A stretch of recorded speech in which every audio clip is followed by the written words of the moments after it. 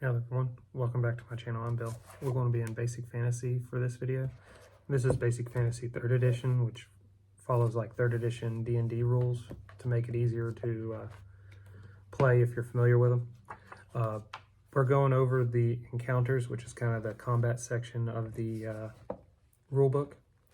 We're going to cover running and maneuverability in this video. So let's read in. Running. Characters may choose to run. A running character is not normally allowed to attack, but see charging below.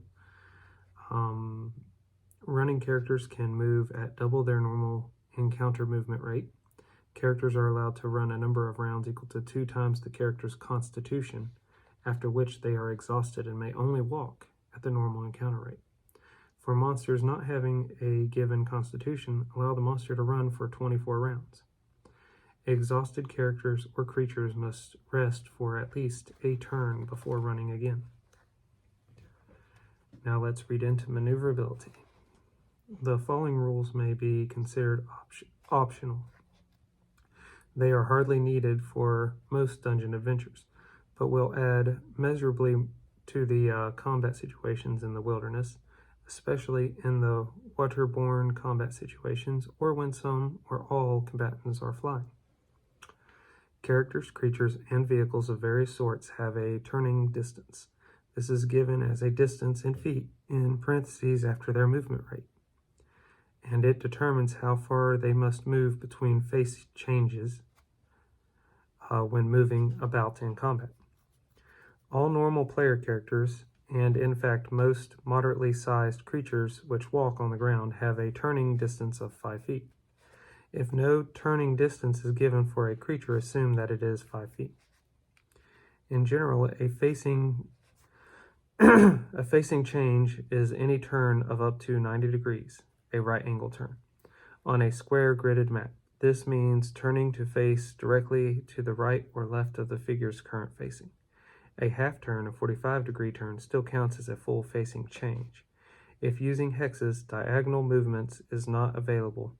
So a facing change is the 60-degree turn to face towards the hex side to the right or the left of the current facing.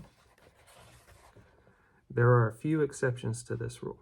First, any creature that does not move away from its starting position during the combat round may make as many facing changes as desired, though circumstances such as trying to turn a horse around in a narrow corridor may prevent this. Incorporeal flying creatures, such as specters, can turn freely at any point while moving. Creatures which are running, moving at double speed, may not make a facing change of more than 60 degrees, and their turning distance increases by 10 feet. Or if it's 5 feet normally, it increases to 10 feet.